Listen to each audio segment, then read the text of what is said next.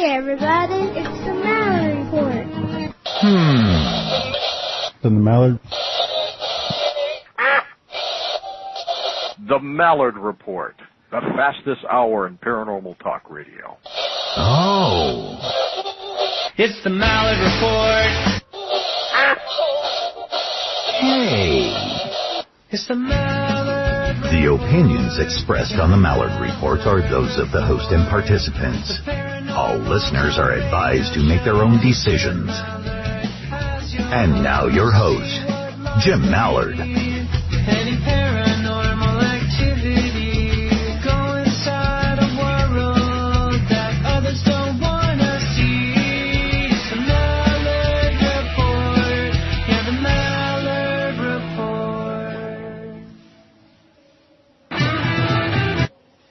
That it is. It is the Mallard Report, and I welcome you all thank you all for listening. Welcome you all to the program. My guest tonight is David Paulides. Did I say that right? I didn't even ask you about that. Enough. Well, say it right. Say it right. Make me mad. Paulides. Paulides. We'll see if I can get that right later. Be a quiz on me for that later. So, I guess I just want to dive. Well, I don't want to dive right into the deep end. I kind of want to skim across the water and then we'll jump.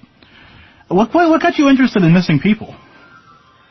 Well, I was doing some research at a national park, and I happened to notice a couple of rangers following me around. Make a long story short, one at a time, they kind of told me their story and approached me and said that they had some information about missing people, and they said that they had worked at national parks in the past and there had been missing people there, and they thought that the circumstances behind the disappearance, where they disappeared from, the lack of information after that first 7 to 10 day search cycle, they kind of compared notes after they got together, and they realized that something was amiss, and they thought that somebody ought to be looking into it. That's how it all got started years ago, and I started to file a series of Freedom of Information Act requests against the National Park Service, and started to get rebuffed at higher levels and told that they don't keep lists of missing people, et cetera, and talked to some law enforcement friends, and we all agreed that there is something here that we need to look at, and that's how it started. And Wait, I need to stop you for a second, just to be really clear about this. The National Park Service does not keep a list of missing people. That's correct. Okay. They have a large contingent of National Park police that are trained at the Federal Law Enforcement Training Center. These guys are better trained than most police officers in small and medium-sized cities in the U.S. And the idea that any police department that you could walk into, that their chief wouldn't have a list of missing people on his desk within 30 minutes is ridiculous. And I doubt that any chief would stand for it. And missing people are a high priority item. It's one of those things that you just got to know. And the National Park Service, according to many of the best investigative journalists in the U.S., they do know, but they won't admit it, and they won't give up the list. See, I'm just imagining there'd be a wall of pictures even, or information about these people posted, so people could look for them. Absolutely, and many of the police departments in the U.S. have a website and a link with photos of missing people. And most, in fact, all investigators I know, they want publicity on missing person cases. They want the face of those people in front of the public, as do the family and relatives. But the National Park Service is that anomaly. They don't want those faces out there in front of the public. They don't want the public to know who's missing on their property, and they don't want them to know the circumstances. So this all pushed you to write a book about these missing people the first time. How did that all come together? Because I can't imagine that. I mean, it's one thing to start poking around and start filing Freedom of Information Act requests, and then it's a whole other to put it in the book. Well, it took a while, because when they're not giving you the info, you have to go out and dig around and archive it and go to libraries and do it the hard way. And we did, and we got a lot of information that first year. And there was really no hidden agenda about writing a book, but after we accumulated the data and we started to sift through it, it became pretty obvious that there were some interesting points that caused linkage amongst many of these disappearances. And it was that linkage that caused me to write this very large book that was separated into two books, Missing 411 Eastern U.S. and Missing 411 Western U.S. They came out within a month of each other. Essentially, they were one book split into two, geographically. Which is, I didn't get the first. I picked up later on here, but what was the reaction like once you kind of broke the egg, so to speak, to all of that? Well, after I started to publicize the linkage and the facts surrounding it, I think initially there was a lot of skepticism that maybe this was all fabrication, maybe this was just my own thoughts. And as years have gone on, and the people that have actually read the books understand that, hey, these are factual, there is this unusual linkage, and it's only gotten bigger and bigger and bigger. And one of the important points that we believe we first noticed that first couple of years was that there were geographical clusters of missing people in the U.S., in national parks and forests. And as time has gone on, we started, I think, with 28 clusters in North America back in that third year or fourth year, and now we're up to 59 geographical clusters. They're predominantly up and down the eastern coast of the U.S., Idaho, Montana, then down through Wyoming and Colorado, New Mexico, Arizona. There are almost zero cases in Nevada. And then right down through the center point of the U.S., north to south, there's a huge zone with no disappearances. And then there are cluster zones all the way around the Great Lakes and up and down the Appalachian Trail on the eastern coast of the U.S. So it's pretty defined, and it's pretty obvious, and the biggest geographical cluster of missing people anywhere is in Yosemite National Park. It seems interesting to me because, I guess unless you get off the beaten trail, even some of the stories that I was reading that you've even being on the beaten trail isn't safe. Well, I think that initially everyone thought, well, they're way off the trail, we're in the backcountry, things can happen. But the reality of it is there's many disappearances in Yosemite that happened right on that valley floor that defy conventional explanation. Back in the 50s, there was a graduate student from UC Berkeley who was there with his family on vacation. He says, hey, I'm only going to take a 45-minute hour walk around the valley. I'll be right back. He never came back. He was never found, and he's gone. Well, 3 or 4 months later, another UC graduate student also takes a walk around that valley floor. He disappears. He's never found. The guys didn't know each other. They weren't in the same major. There was no connect the dots other than they went to the same school. And, of course, the rangers in the park didn't tell that second family that, hey, this just happened 3 months earlier, but some other people did. And they got a hold of the first family, and they said, hey, wow, the similarities are baffling, and we can't find our kids. So the families together wrote a letter to President Eisenhower asking for military troops to come into the park because they said, number one, our kids would never just walk away. Number two, they've got to be held or they've got to have been abducted some way. And I got the letter from the Eisenhower Library, and Eisenhower, the best I can tell from all the docs I have, he never even responded. And so to think you have to be in the backcountry to disappear? No, not true. And that's one of the very, very unusual cases that are fairly common in Yosemite if you look over the decades. Chat room wants me to ask you, do you believe there is a list from the National Park Service that they're hiding from you? Or they just aren't formally compounding? Well, let me use the words from the best investigative journalist in the world, in my humble opinion, and that's George Knapp. And in his words, they're blatantly lying. They have a list, and they don't want to give it up. I would imagine they have. They document it like when you sneeze in these national parks, it seems, at times. Well, just don't have to have a list of... this doesn't make sense to me. They have, and this is on our website, they have a list of all the movies that have been filmed on national parks. And that list, they maintain it at nps.gov, and that list is on our website to show you that they do have the ability to keep lists. Just craziness. But Okay, so what's fast? We just talked about the first two, and then there was 3 more to get us to this one. Now, this is 6, so there'd be 4 more to get us. 3 more. This is the 6th one, the new one about hunters.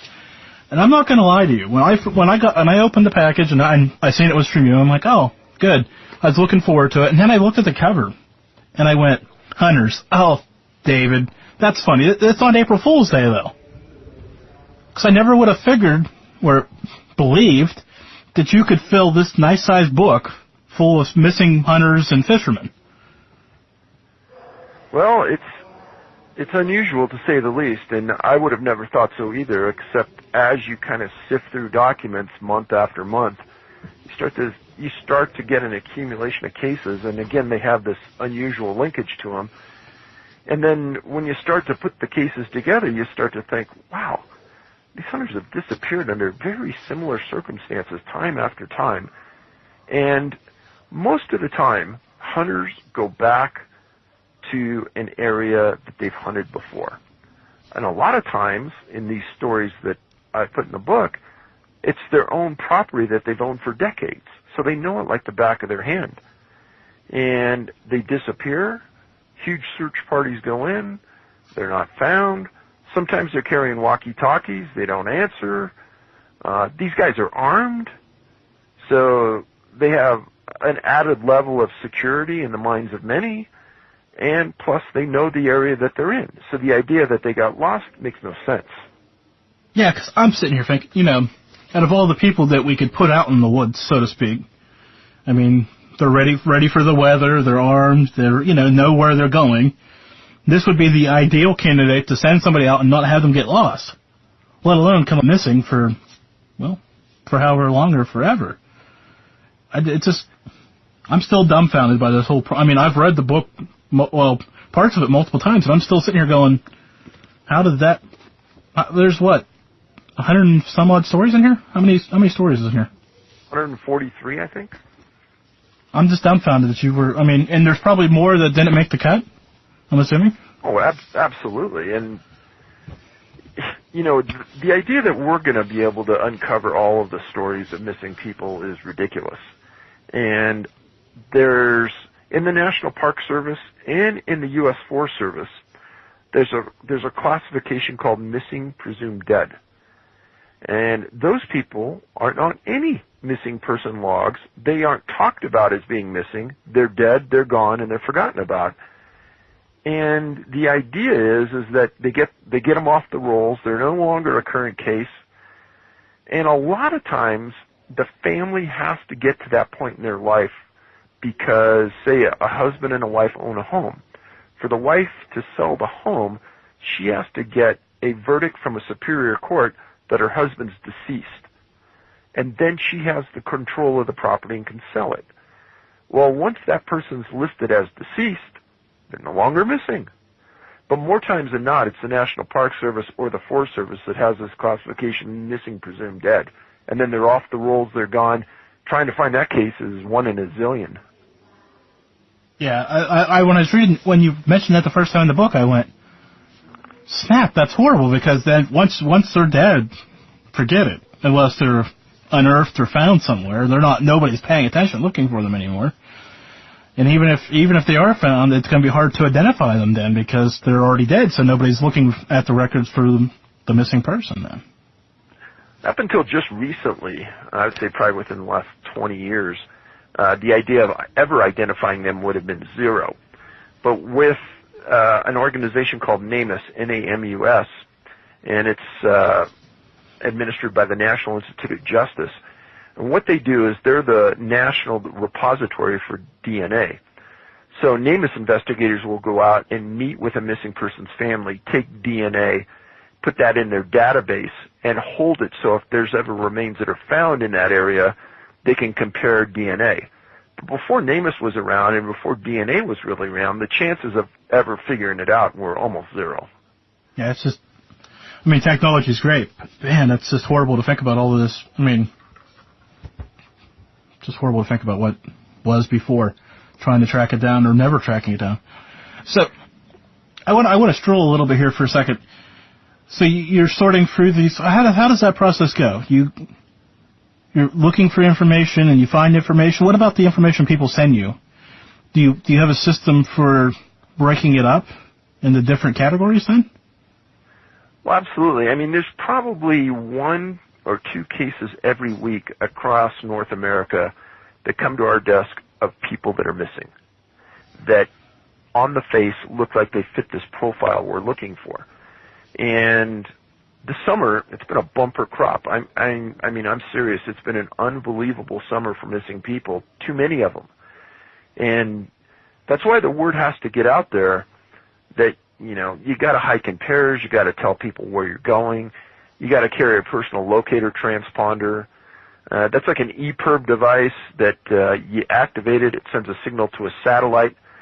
Satellite sends a signal to the National Oceanographic and Atmospheric Administration. They see where you're at. They call the local search and rescue, and they can get within 10 feet of where that satellite transponder activated. The cost of those is between $150 and $300, and I think you're a fool if you don't carry one. As I stated in the Hunter's book, I think 95% of these guys, if they would have had one, they would have been found. And a lot of hunters, there's a lot of machoism and things. Hey, just put it in your backpack. Don't even tell anybody. But if you disappear, it's going to be your best friend. Yeah, I mean... So that's one of the many things I say to carry. Personally, I carry one of those, and I carry a satellite phone every time I go into the woods. And I also am armed every time. There's not a case that I know about where a hunter disappeared carrying a satellite transponder.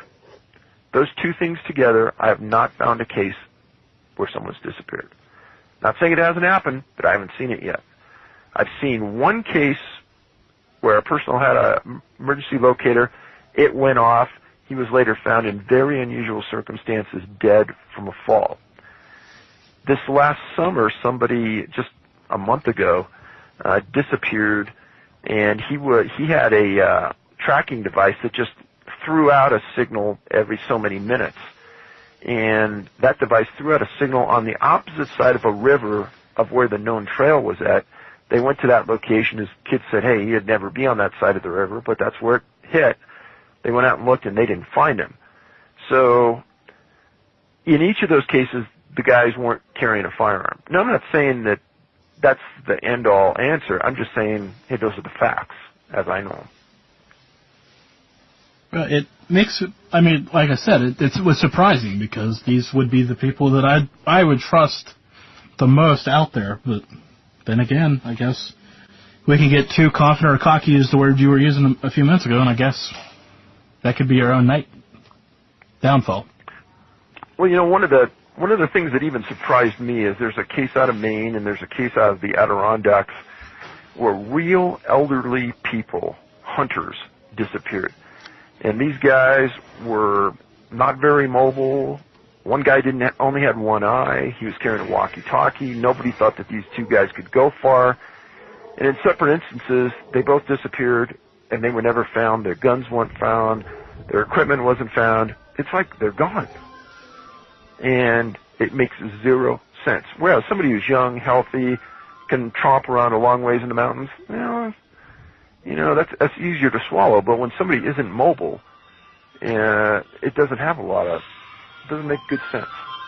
No, like I said, some of these were just kind of baffling to me about, it's just, I don't know. There's always a few in here that make me scratch my head. Not that most of them don't, because when I read these books, I read probably 2 or 3 cases at a time, and I have to put it down and go, man, that could be you out there getting lost, or you know, trying to put one of my family members. So it just takes me a while to get through it, which is, I don't want to say a bad thing, but when you're trying to get through it, it kind of is at times. I don't even know where I was going with that. That's good. And you were worried about saying something you would regret. That's okay. One of the questions I'm going to skip here for a minute. One of the questions I've been asked a lot about today is the update on the documentary. So the documentary is done. Okay. It's sitting at a film festival right now, getting reviewed.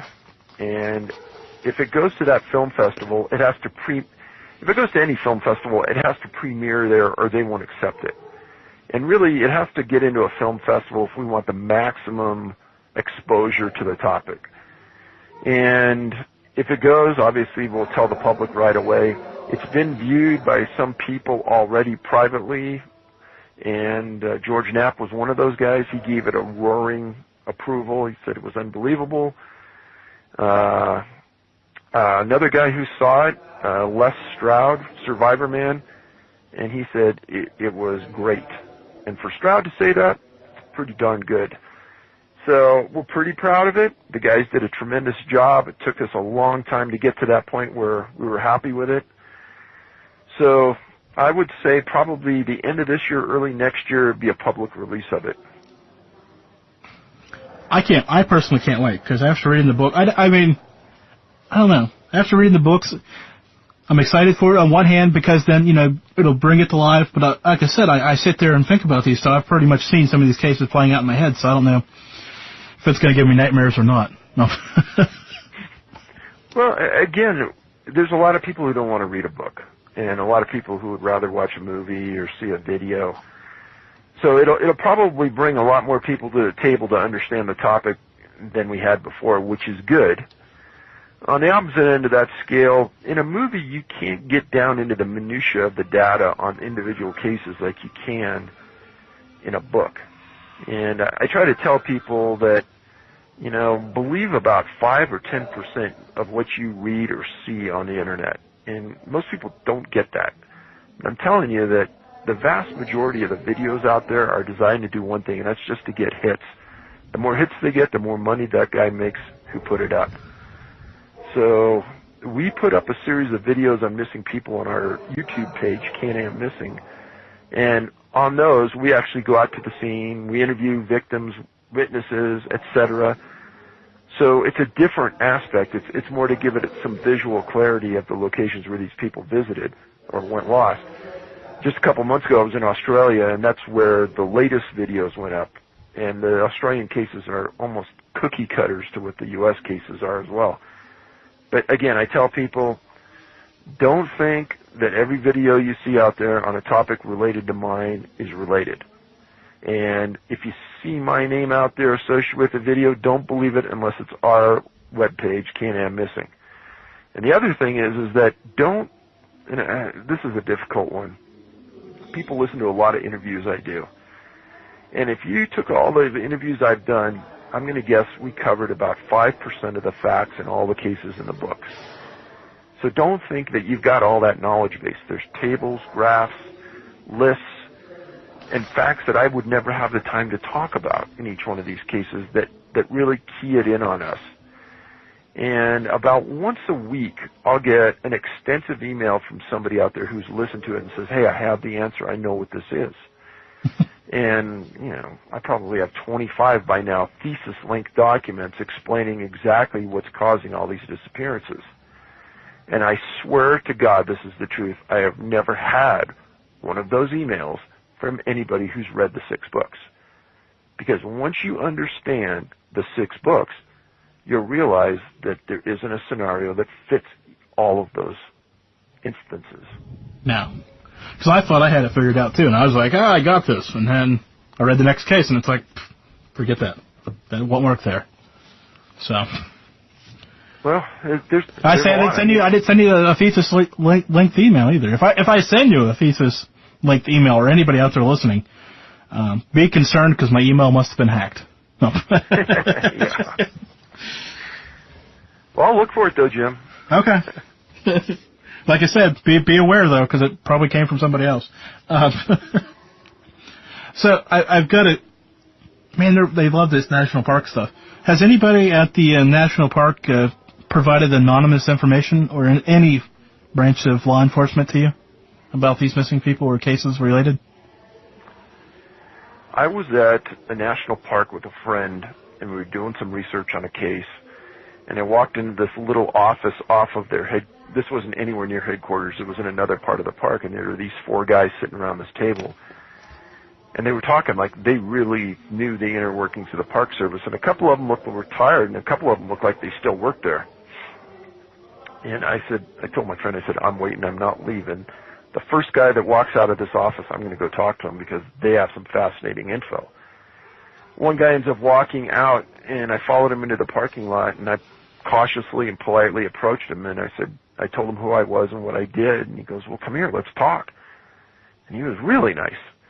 And he introduces himself, and he goes, well, Dave, I'm a retired special agent from the National Park Service. And what he is, he's the investigator that gets these cases and investigates them. And he just had recently retired. And I explained the problems I was having and the obstruction I was getting. And I'll quote this man. He says, it's an issue of integrity, Dave. Many layers of the National Park Service don't have any integrity. And I was with this friend of mine, and we were both floored that he was saying it. And he goes, hey, you're having the same problems I've had in my career. And he says, it's not uncommon. He goes, he told me of an instance where he almost made a criminal case against the superintendent of a park. And he was called by people high up in the Park Service and told to drop the case. And he said, it just leveled me because that goes to the core of who he was as a person. You know, you don't drop cases just because it's somebody high up in the Park Service. And we ended up talking for a long time. That one man probably enlightened me to the inner workings of the Park Service more than anything else. As far as anybody else coming forward, I think everybody there is afraid. And if you've read some of my books, there's a story in there about a National Park Service ranger who disappeared. And there's been two that have disappeared on duty. One was found under really unusual circumstances, dead in his own park. And when his wife tried to claim survivor benefits, the Park Service denied her, saying that, oh, he must have just quit and ran away. There's no evidence of that. And then they did it almost again on the second case where the person was never found. And the way that they treat their employees is horrific sometimes. And I wish more people would feel comfortable to come forward, because if anybody did come forward and ask for anonymity, I'd guarantee it for sure. Just like I guaranteed it to this retired special agent. But the truth is that there's a lot of other venues to go to get your answers. But it would be nice if somebody did come forward. So how about coming from the other direction, from like a senator or representative?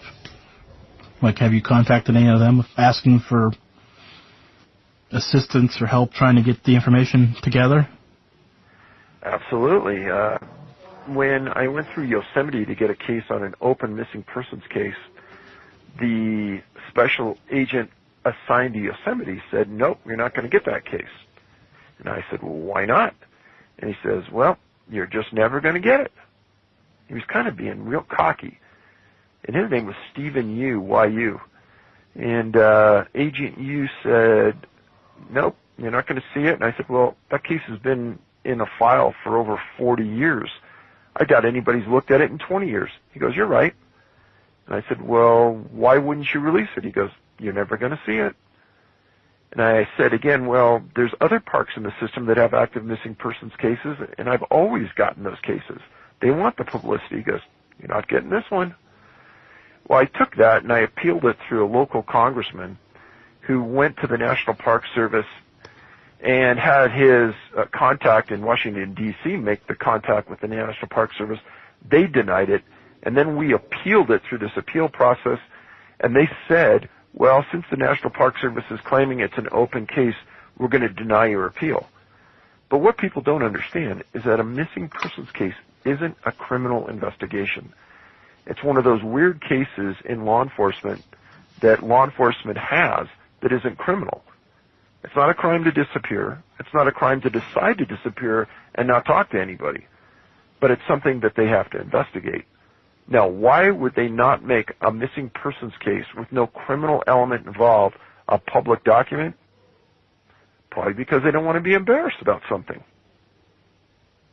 Which is, again, ridiculous to think about. What they do, what can be so incriminating in the report? I guess maybe the lack of a report, maybe. I guess is the only thing I can think of. Well, as I've been made aware of hundreds of times by people, is that when President Obama went into office, one of the things he said is that he was going to make government more transparent. And if anything, just according to my knowledge with trying to get things out of the National Park Service and the Department of the Interior, it's just the opposite. They fight it tooth and nail every way, every second of that trip. It's just stupid. Because all I'm picturing is the 50s milk carton with the kid's face in the side of it right now. Missing Billy Smith and the little information they put on, as cheesy as that was. But I guess it worked because back in the day there was no social media that helped spread the word, so I guess it worked. Well, it may have worked. Well, that was really the only way back then to get somebody's picture across the U.S. quickly. And then you're telling me about people that don't want the information out there. It's just kind of... Well, I'm sure you've spent probably some sleepless nights trying to figure this all out, and it seems to me that you still have more questions than answers about it all. The more cases you read, the less I think I understand, because, the things just happen over and over again, and I read the stories about the victims' families and how they're treated. We filmed a segment in Mesa Verde National Park for the movie. It didn't make the cut in the movie, but we still have the footage, and we're going to do something with it, just don't know what. But a family, a husband and wife, go with friends to Mesa Verde for a little short break, and the husband says he's going to walk down this trail just a little bit, and he walks down the trail, and he never comes back. And there's a little bit of a search, not a huge one. And the wife says, hey, she wants to hire a private helicopter to fly this valley and look for her husband. And they said, nope, you can't do that. And no real clear explanation that she gave me why they said no. And she told me at the time that she felt like it was just odd the way they handled this, and they weren't really pushing hard, in her opinion, to find her husband. So we got the proper permits. We go back to that park a couple years later with the family, and we're there to interview the park's people and the family and have them show us. And if I wasn't there, I wouldn't have believed it. How that family was treated was abysmal. Now, you got to remember, when you're in that park, that's their land in their mind. They control it. They control access. And the superintendent would not come out of his office to even look at the wife or the son, which was a 23, 24, 25-year-old man. They wouldn't even come out. The chief ranger wouldn't even come and talk to them. It was a receptionist that said, no, they're not going to come out. No. Well, to talk to us for the movie, they sent a ranger over to us. And we interviewed him away, and we said, hey, what is going on? And you could tell by his mannerisms and by his attitude, he was embarrassed, greatly embarrassed. Yeah, he should be. I'm sitting here thinking that's horrible. Well, when we asked him about specifics on the search, he said, I was told not to say anything. I said, why were you told not to say anything? This is public information. I can't say anything. He just kept looking at the ground. And that the attitude towards the victims, I don't know how those people can live with themselves. I'm going to say this so you don't have to. That's more damning than not having a list. And the truth of the matter is, when you talk to victims' families, I hate to say this, but there's many of them that have suffered very similar consequences from government agencies when they start looking for people. It's like they want that problem to go away. They don't want to look you in the face. They don't want to deal with you, and they want you to leave. Well, that was one of the questions that popped up here in the chat room was, what as a friend or a family member of a missing person, what avenues should they be pursuing? Based off what you're telling me, it's going to be a uphill road to try to find your loved one. Personally, what I would do is I would get an uncle, an aunt, somebody who is smart, number one, Number 2, has a ton of patience. And number 3, is tight with the family. I would say, okay, your job right now is to go to the local congressman's office right now and get one of their aides to come out here to the search site and just observe how we're being treated and how much really of an effort is going on. And because sometimes it's hard to believe when people come and tell you this, but get one of their aides to go out there with you and observe it. Because once a congressman or a senator gets involved, it seems like everything starts to change. Because they've got some political women in Washington, D.C. They can call for Senate hearings. They can call for congressional hearings. But if it was my relative, that's exactly what I would do. Because I would hold them accountable for exactly what they did and how they treated me. Fascinating. I mean, you'd think you wouldn't have to go that route, but I guess here we are because based off everything I've heard tonight, put that number in speed dial. Jeez. Well, you think that, in these little cities out in the middle of nowhere that have maybe 1 or 2 news channels or 1 or 2 NBC or ABC affiliates in the area, you got to remember that those crews have to live day in and day out around that park and get information out of them a year later after your case is long gone. So for them to really do the stand-up thing and publicize and put on the news exactly how crappy you're being treated, sorry to say, that's not going to happen because they've got to live in that community every day. Now, a national news team goes in there, that's different. But that local news crew, they're not going to do the right thing because they've got to live in that environment. You do have a very valid point that you mentioned that. I mean, because I've seen it in a different format, but nevertheless, of how local news kind of plays favorites. There, I'll be nice, and how they report things. Everybody has their spin and objective, but sometimes it's just outlandish in the extremely local news, like your local papers, not even local TV stations, the local paper. Anyways, here I go trying to get myself in trouble. No, keep talking, Jim. Well, when there's only one paper in town, guess what you can say? You can say pretty much anything you want, and if you don't know any better, it's all gospel, right? Okay, there, I've said it. No, to a degree. True. So that'd be the one thing you do is get assistance from anything else that pops to mind before we get off this topic about how to help search for a missing person. Probably the other thing I'd do is I'd get somebody in my family to video record everything. Every time I talked to somebody, every time I was around somebody that was an official, I'd want everything recorded just so they couldn't change their story and people would believe exactly what I claimed. Because again, what I hear from families, what I heard from the family from Mrs. Birdie, I would never say I don't believe it, but I just shook my head, okay.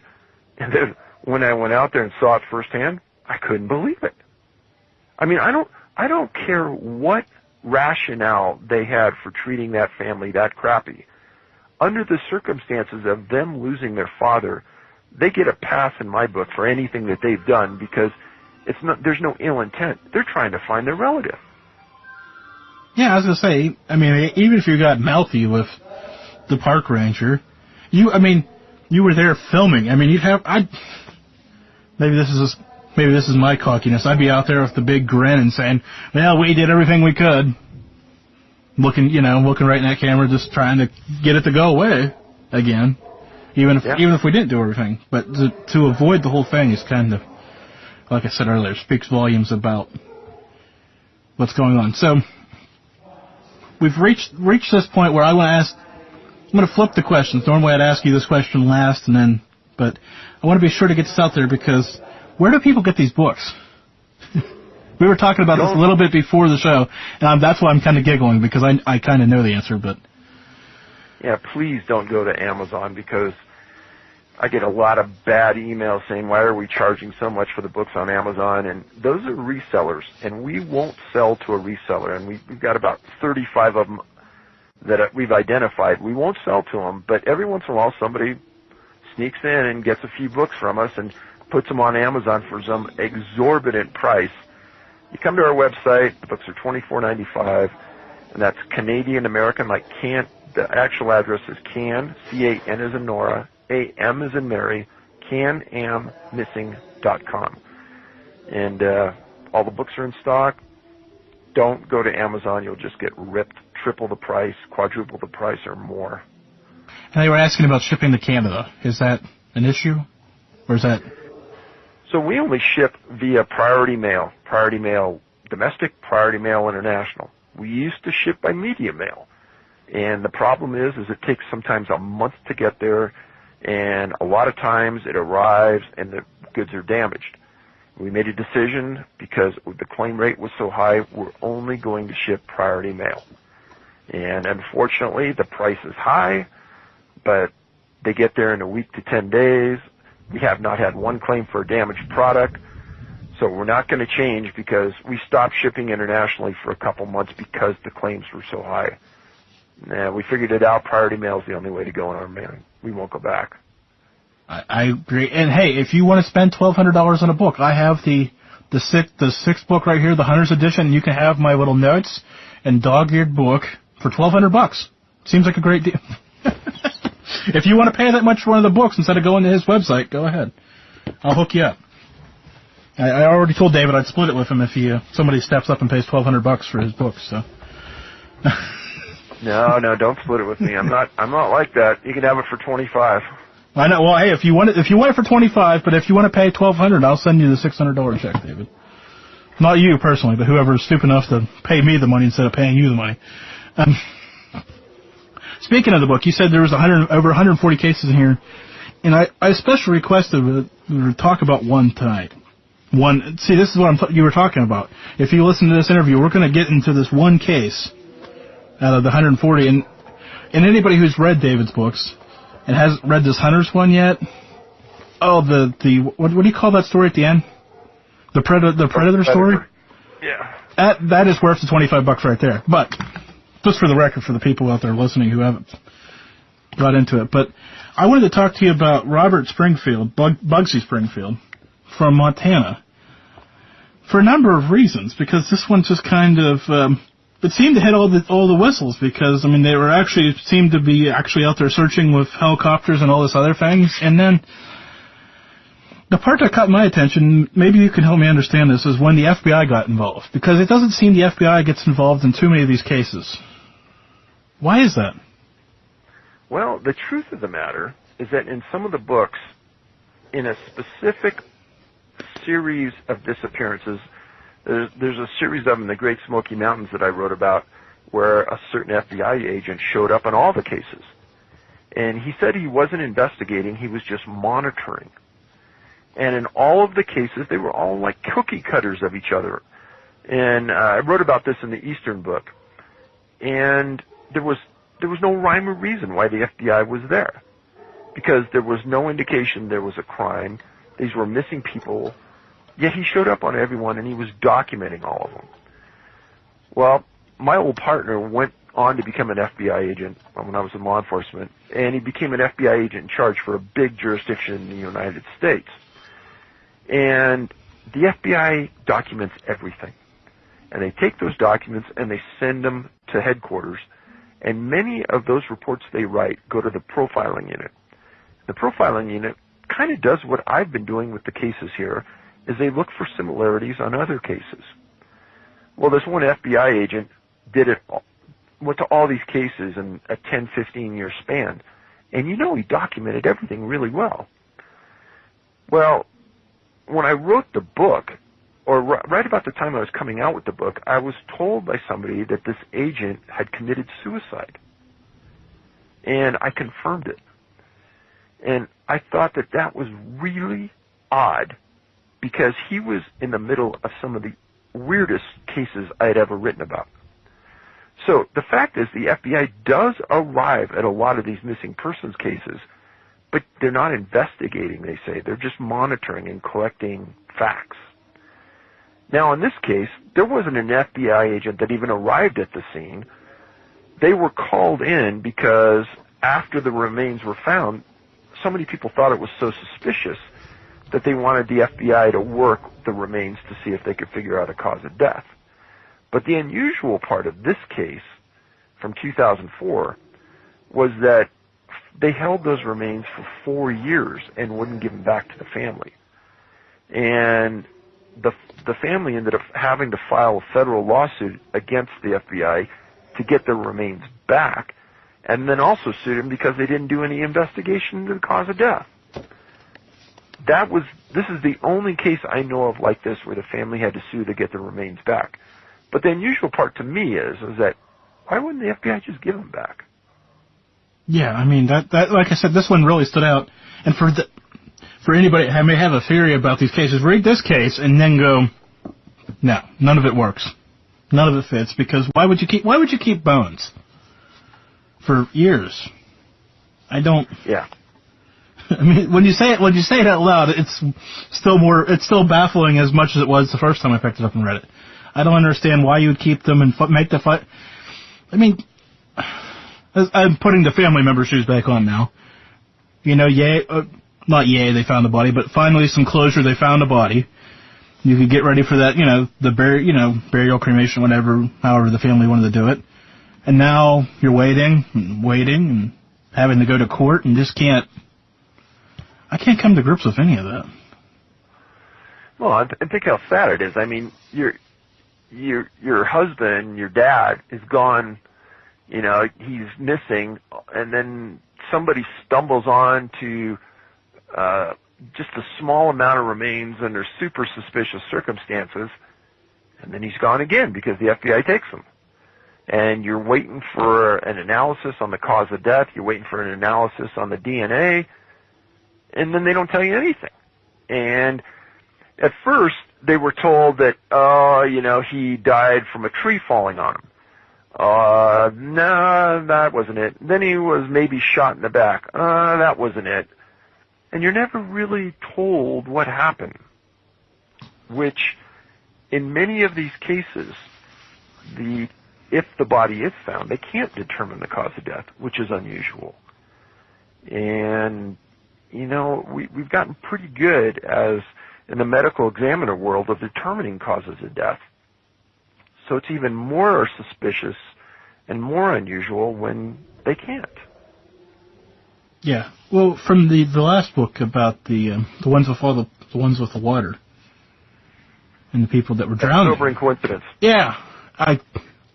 It's like, wow. I mean, because they found them in water, so they magically drowned, and you're like, no. Then you start reading some of the details of them, you go, well, that was easy to write because, it's easy to do, and then you start looking at the details and you go, man, that doesn't make sense why they're saying that, but I don't know. I hate that you do that to me. You make me say I don't know a lot, and that's scary. Well, I think that one of the reasons the books are reviewed so highly is that it's not my great writing skill. It's just the facts that surround these cases speak for themselves. And as you know, Jim, I don't put a lot of opinion in these books. It's just mainly just filled with facts and then the linkage between those facts. And I think a lot of people appreciate that I'm not trying to put an idea in your head about what's going on. I'm just trying to show you what is happening out there. And it's scary what's happening out there. I mean, 140 cases times a bunch of books, and you've probably got, I'm going to put words in your mouth, but I bet there's another one being wrote.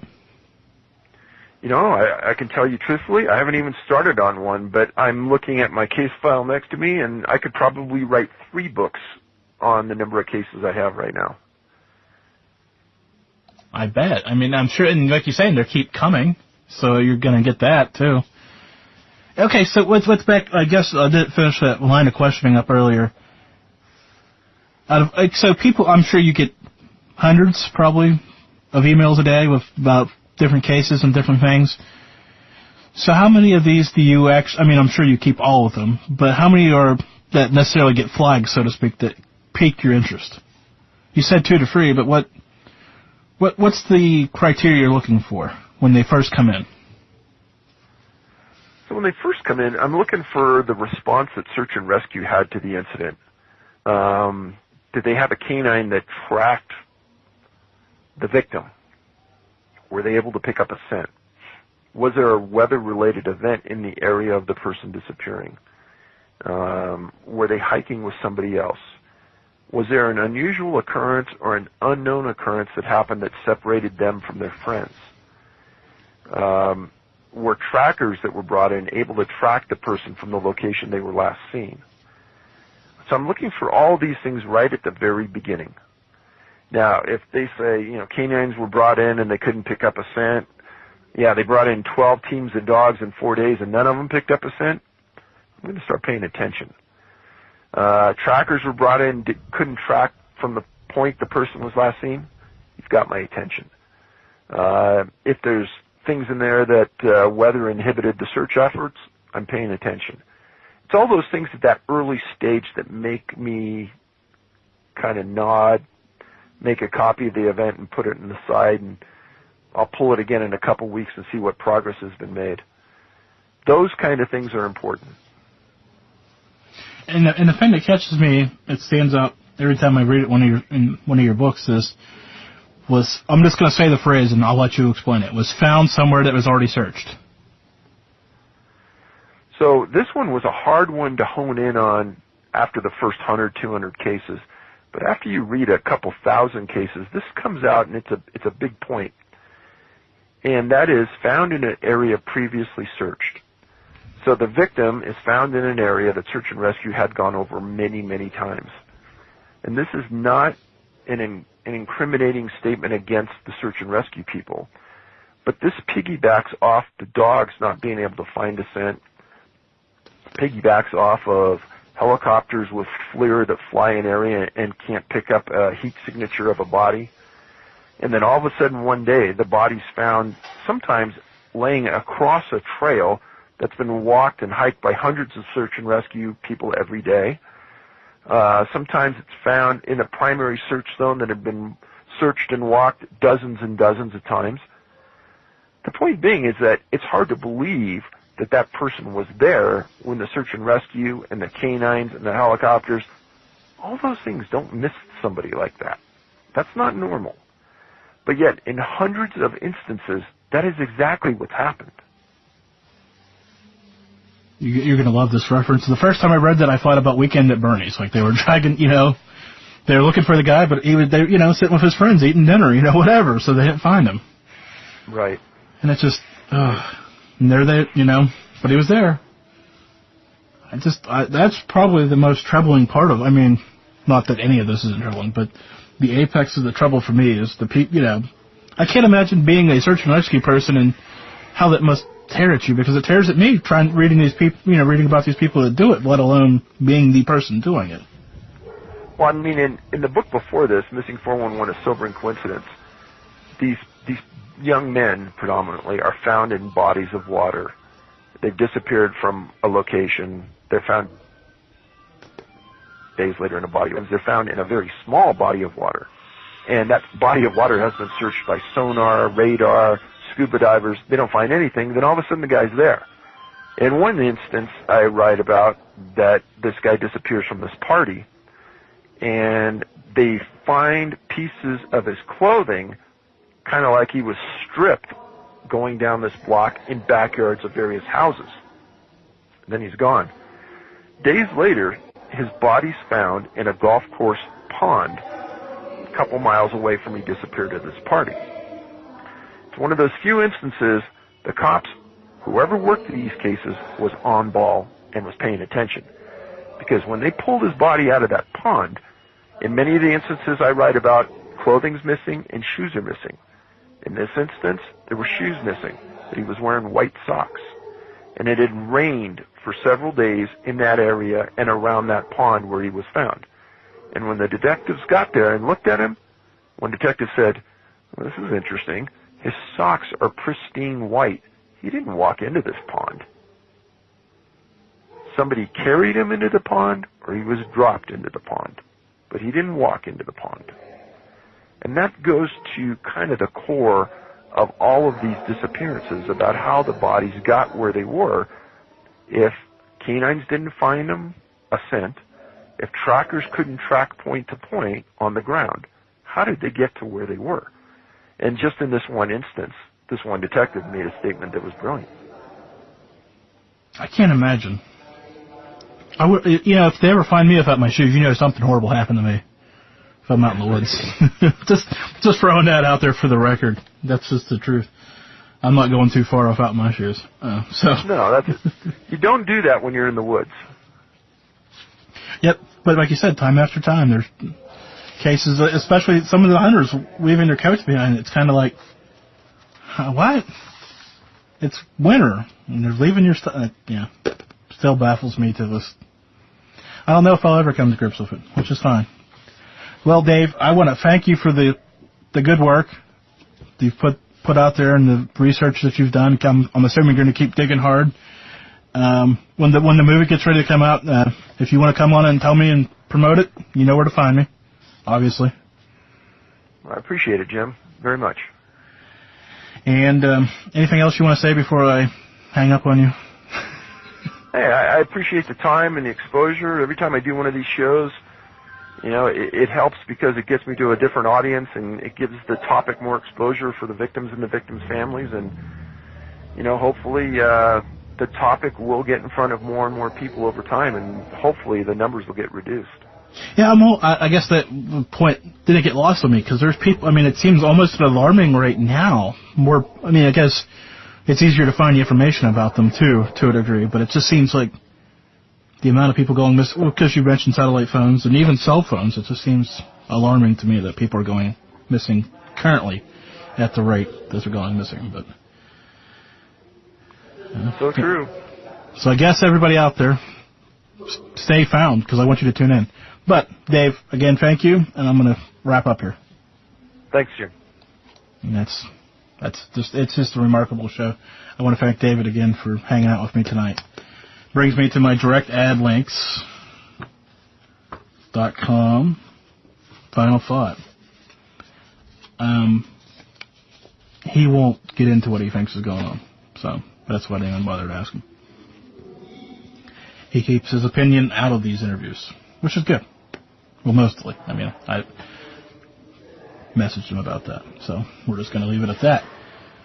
So we're going to get close to wrapping this bad boy up. Now, I'm going to tell you, great show tonight, great show last week with John Carmen.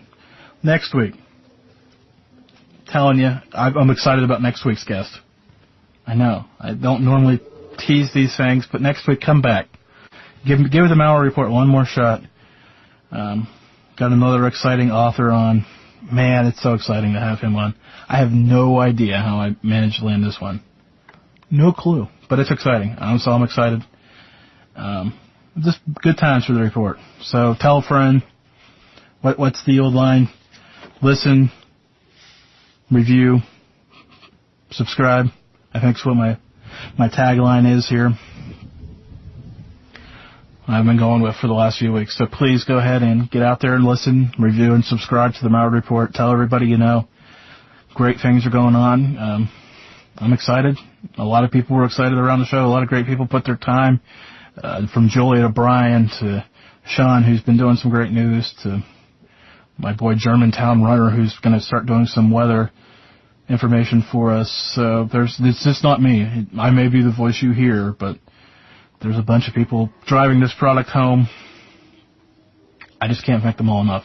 But till next week, keep quacking. And we're going to find that file somewhere. That's it. I've had enough. We're out.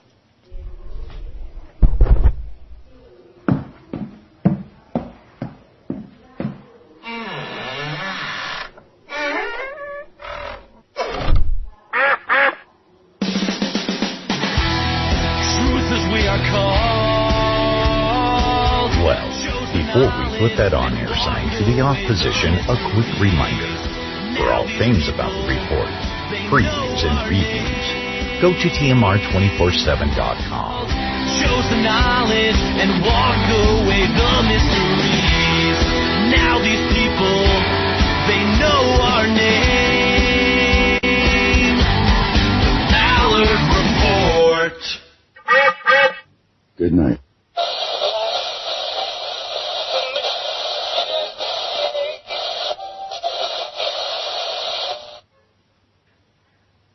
that's it.